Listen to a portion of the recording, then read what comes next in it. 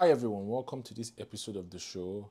And every now and again, I get this question: how do I know a trusted real estate developer to invest with? I think people have come to the point where they realize the risk therein in buying directly from the family, the risk in buying from Omonile, as we call it here, or buying directly by yourself. And I think we've established that, and there's so many videos that establish that. So when we come to the fact that, okay, real estate developers, they know how to deal with this Omonile, they have better relationship with them, they know how to be able to secure the land. So you would be better off buying from the real estate developer, buying off them, and that's where they get their margin from. That's where they actually make their money from, the fact that the work that would have been harder for you to do to source the land, to make sure that it doesn't have any encumbrances, none now or in the future. But how do you move from that to know which are the ones I can deal with, which are the developers I can trust in Lagos State, most especially when you're looking at Ekpe and Ibejuleki access? So to answer that question, I'll first of all start by saying that that is particularly not a right question to ask. Which developer can I trust? And because people know, say, oh, are they good? People ask, okay, a good developer can have a substandard product, they can have a defective product, and things can just go wrong. So the question should be on a per project basis. You need to be asking questions about the project they have on offer. You need to be asking questions about the document. You need to be asking questions about their fulfillment, what they're going to fulfill to you. And as it concerns that, these are just a few things that you can ask. You need to ask, what's the title? Does it have a C of O? Does it have a governor's consent? If it's a freehold, have you applied for a C of O? Do I have to apply for the C of O myself? And bear in mind that when it comes to title, the title is reflected in the price, because essentially when it comes to titles, you're actually buying the rights over that property. In fact, real estate is, we are selling the rights. So I'm selling the rights over so and so amount of land to you. So from the top, if you have the C of O, the most expensive, then you go to the governor's consent, almost the same thing. Governor's consent is a C of O land that has been transferred from one owner to the other. And then if you now start coming to the gazette, a little bit less expensive, and then you go to excision. They're not doing many of those again. And also forgot to mention, you have people mistake allocation with C of O. A government allocation is literally the government saying that probably this land was under acquisition, whether committed or non-committed acquisition, but we are giving you this land to be able to do whatever you want to do. So with an allocation, you still have to get a C of O. So you see most developers say allocation / C of O. Allocation is the process by which they got that land. Okay, that's out of the way. So the point I was making was that the deed, the price and the title there has to be some correlation. So if I come and I tell you C of O land for 1 million naira, you need to ask some questions, because it's not correlating. If I come and I say freehold for 5 million, it's not correlating, because a freehold land should not cost that much.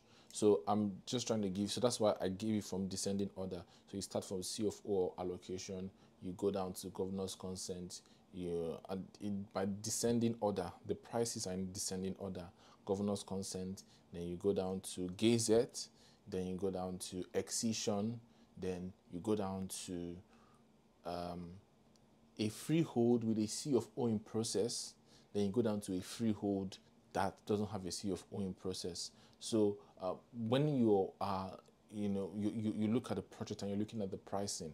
So has the developer already put in the money for the C of O? If they've put in the money for the C of O, you don't expect that land to be the same with a land that zero C of O has been put in. So let me just try to put figures into it so that you have an idea of what I'm saying. So like 100% freehold land, no work that's been done on it can cost you somewhere between 1 million naira to 2 million naira. But when you start seeing land that they are charging you 3 million naira, you need to ask them, is a C of O in process? Would I still have to put in money for the C of O?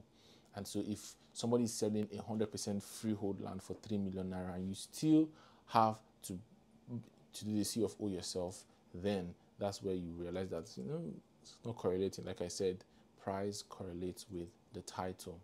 And yeah, so when you first of all you ask for the pricing, that's very important to know the title that there is. So that's the most important document you should be asking for that project that the developer is telling you about. Then you need to ask for the registered survey, whether it's going to have a registered survey. So a registered survey, which is from the freehold end, a registered survey means that land has been lodged in the government records, has been lodged in the bureau, and it says that for this land, so and so parcel of land in this coordinate, it belongs to so and so person. So you cannot do your C of O without a registered survey.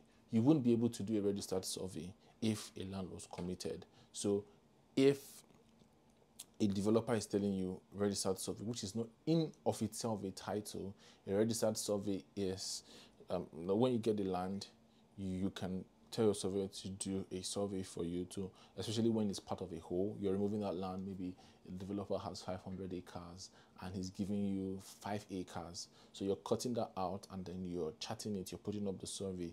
Then you have to submit that survey to the government, and then the government will recognize that so and so 5 acres at so and so place belongs to you. So when that registered survey has been done, you have your file number and every single thing, then you know that you can go for a C of O and nothing is wrong with that land. So you usually will not be able to do a registered survey if that land has issues. But you don't even have to get to that point. You can actually take your coordinate and chart it to see if it falls within a government scheme, it falls within a committed location, or even an uncommitted acquisition where the government probably has plans for in the future. So they are kind of like a lot of questions you should be asking, but I think this just covers it. And if they're very hesitant to give you more information about this, then you know that, okay, maybe something might be wrong. But a reputable developer things can really, really go wrong. But usually also a very good developer, if and when things go wrong, because things can go wrong, they would willingly offer you other land or other options. I can remember when Gracias offered people that bought Seaside Estate in Ibejuleki, is a town. They offered them Gracias Morganite in Ekpe, in Eleko Junction. Recently, there's a developer that was offering Tiwa. Zelos was offering them land in their commercial, because I don't know whatever happened with them. So when it comes to it, if something does go wrong, so obviously in that part you need to have a reputable developer, because they want to still give you a land, rather than someone that would just want to run away or just say, okay, you run into problems. I've posted a video here about how Gracias literally put in hundreds of millions. She said she put in hundreds of millions in the land in Ibejuleki. They were still trying to shoot the promo video before Omonele Wahala came. She had to refund clients. Usually they may not want to refund you, but they would offer you other landed property of kind of like accompanying value. Either they will still add something, or they will ask you to just pay a little more, especially if it's a higher value. But most times they will just give you another land. So these are those basic questions you ask. Ask about the title, ask about the documentation that has been done, ask about the documentation that is yet to be done.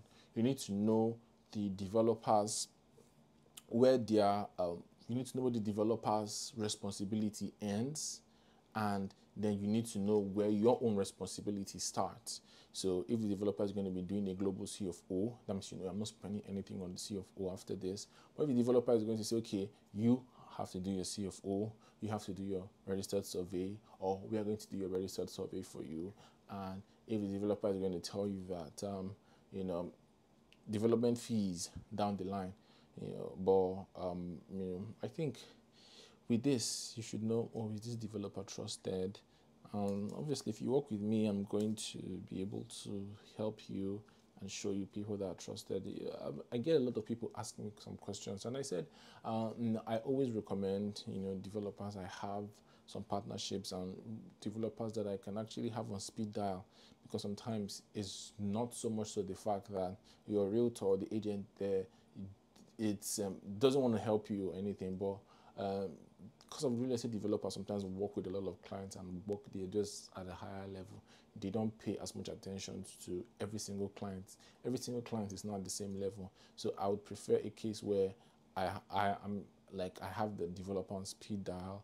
I can get him anytime, so that most of the issues that crop up in between the development process, paying, and also getting and securing your land, we can be dealt with. So it's still exciting times. I talked about Ekpe growing, over 60% year on year, and I also talked about the fact that lots of investments are coming into the axis. So if you don't have something there, you need to get, and to be able to follow a more trusted path, contact me. Let me get you started on your journey. Thank you so very much for watching this Ownahome.ng TV show. Here on Ownahome, believe you should not lose sleep. Owning a home should not make you lose sleep. So we are committed to giving you the very best property recommendations and insider the real estate gist. Thanks so very much for watching. Kindly like, kindly share, kindly subscribe, and I would see you in the very next video. Bye bye.